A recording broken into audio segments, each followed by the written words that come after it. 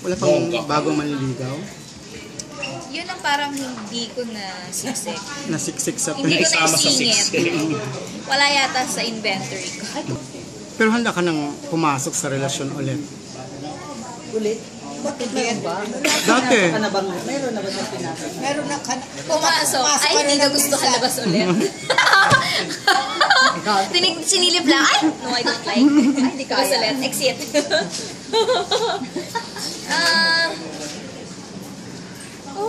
Ready na naman.